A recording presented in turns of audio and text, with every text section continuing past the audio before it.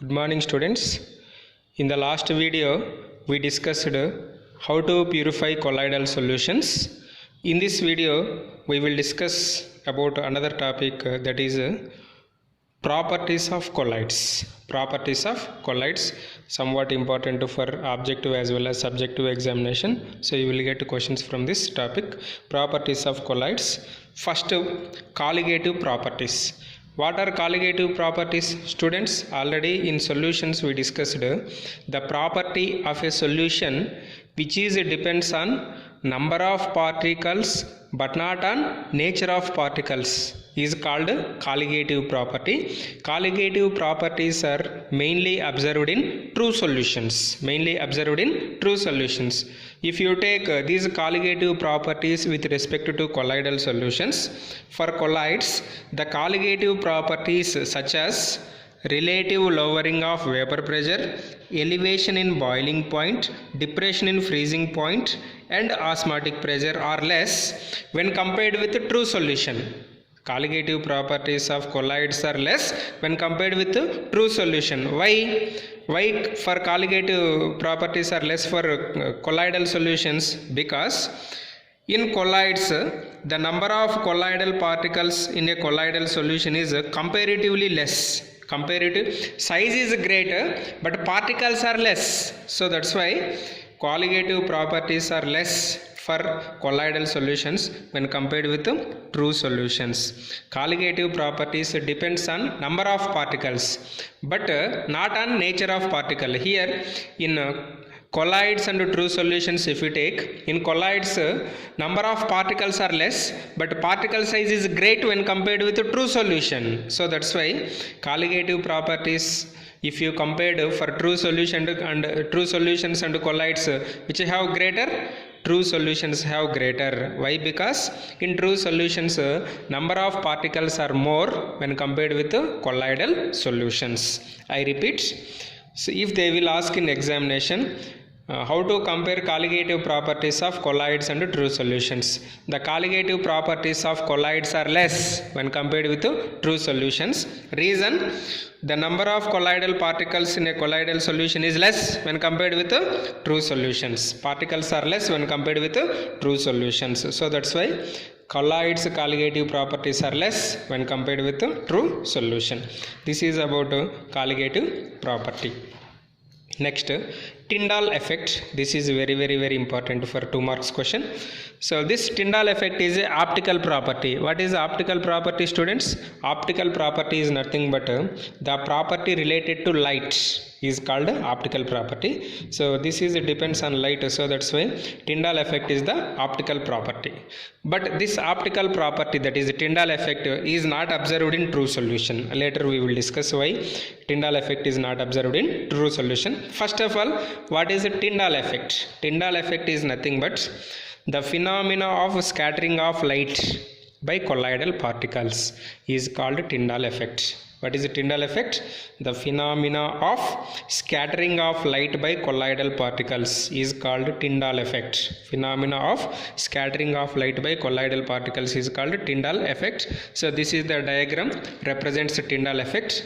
So if you pass light through a colloidal solution, you will observe this type of cones. This cone is called Tyndall cone. This cone is called Tyndall cone, and the best example for Tyndall effect is appearance of blue color for sky and sea water.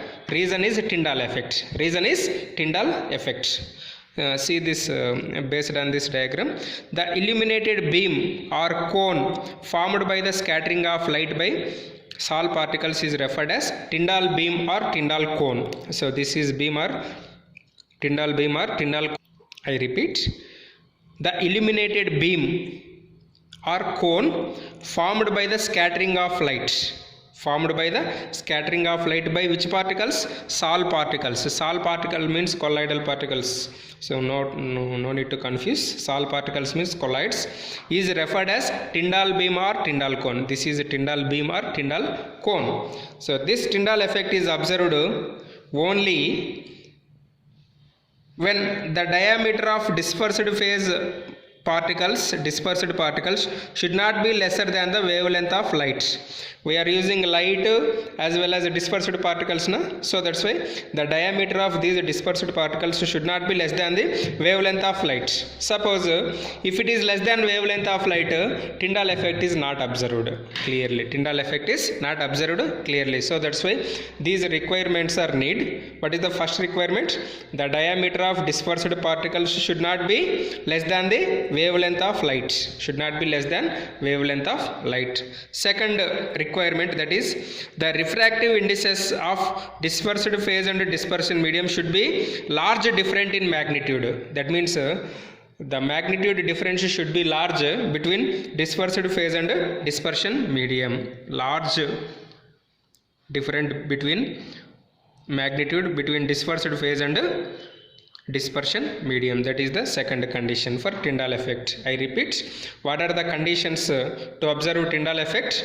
The diameter of dispersed phase particle should not be less than wavelength of light used. Similarly, the refractive indices of dispersed phase and dispersion medium should be large different in magnitude. Large different in magnitude. So these are the two conditions. Next, true solutions do not show Tyndall effect. True solutions do not show Tyndall effect because the particles are too small. Size of particle is very small in true solution. So that's why true solutions does not show Tyndall effect. I repeat it briefly. What is a Tyndall effect? The phenomena of scattering of light by colloidal particle is called Tyndall effect. What is a Tyndall cone? Tyndall cone is nothing but the illuminated beam or cone, the illuminated cone formed by the scattering of light by small particles is referred as Tyndall beam or Tyndall cone. Tyndall beam or Tyndall cone. So these are the two conditions. What is the example for Tyndall effect? Appearance of sky and sea water in blue color is the best example for Tyndall effect. Clear? Next, third one, color. Okay. The color of colloidal solution is depends on wavelength of light scattered by dispersed particles. Wavelength of light scattered by dispersed particles. Say for example, the wavelength of light scattered is further depends on size and nature of the particles. Size and wavelength of light is depends on what? Two factors again, size and nature particles. Suppose shorter wavelength light, if you take shorter wavelength light is scattered by large particles, means if size of particle is large, which type of light is scattered? Shorter wavelength light is scattered by large particles. Suppose if you take small particles, long wavelength light is scattered. Long wavelength light is scattered. Vice versa means opposite. Vice versa means opposite. So I repeat, what is the color of colloidal solution? The color of colloidal solution is depends on wavelength of light scattered by dispersed particles. Simply we can say wavelength of light. Wavelength of light is further depends on what? It is depends on size as well as nature of the particle. Suppose if the size of particles is large, which type of light they scattered? Shorter wavelength light is scattered. Suppose if the size of particle is small, long wavelength light is scattered. Long wavelength light is scattered. Another point, color of colloidal solution also changes with the manner in which the observer receives light. So with respect to light, we have two types of lights. One is reflected light, another one is transmitted light. Reflected light, transmitted light, that you will get in physics. Reflected, transmitted means passing light. Reflected light means whenever if you pass the light, after that substance absorbs light, remaining light releases, that is called reflected light. Say for example, a mixture of milk and water appears blue when viewed by the reflected light. If you pass light and a certain amount of light is reflected by that mixture of milk and water, so that reflected light, if you observe, it is appears in blue color. Similarly, red when viewed by the transmitted light. So this is the example for color. So what is the color of milk with observed with reflected light, blue, with transmitted light, red color. Okay, blue color with reflected light, red color with transmitted light. Similarly, if you take gold sal means colloidal solution of gold in water. A finest gold sal is red in color. Okay, small gold particles are red in color. As the size of particles increases, it appears purple and then blue and finally golden yellow color. Okay, I repeat, that means it is also depends on what size and nature of the particles. As the size of the particles is increases, what happen? As the size of the particle increases, color of colloidal solution is also changes. Best example, if fine gold sal particles, if you observe, they are red in color. If you increase the size of gold particles, it becomes purple and then blue. Finally, it is converted into golden yellow color. So this is about color. So color of colloidal solution.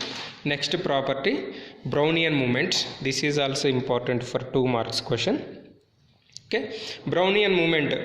So why it is called Brownian movement? This movement was first observed by Russian botanist Robert Brown. So that's why it is called Brownian movement. What is Brownian movement? If you observed under a powerful microscope a colloidal solution, the continuous rapid zigzag motion of colloidal particles in a liquid dispersion medium. Simply we can say zigzag motion of colloidal particles. In a liquid dispersion medium is called Brownian motion, or simply we can say zigzag motion of colloidal particles is called Brownian movement. So why Brownian movement is observed? It is due to bombardment means dashing or colliding, that is collision. It is also due to bombardment of particles of dispersion medium on the particles of dispersion phase. So dispersion medium or dispersion phase, if you bombard with each other, we will get this type of movement. This is the diagram related to Brownian movement. Next, this motion, Brownian motion, is independent of nature of colloid, not depends on nature of colloid, but it depends on size of particles and viscosity of solution. Say for example, if size is large, viscosity is more, Brownian movement is less. Similarly, smaller the size, lesser the viscosity, faster is the motion of colloidal particles. It increases with rise in temperature. Why it increases with rising or increasing temperature? As the temperature is increases, viscosity of a solution is decreases. Viscosity of solution is decreases means movement is increases. Means Brownian movement is somewhat fast. So this is about Brownian movement. I repeat, what is Brownian movement? The continuous rapid zigzag motion of colloidal particles in a liquid dispersion medium, or simply you can write up to here, no problem, is called Brownian movement. What is the reason for Brownian movement? Unbalanced, okay, bombardment of particles of dispersion medium on dispersion medium. Next, it is independent, means not depends on colloidal solution, but depends on what? It is independent of nature of colloid, but it depends on size of particles and viscosity of solution. These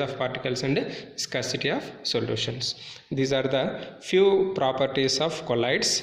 The rest of the properties we will discuss in next video. Thank you.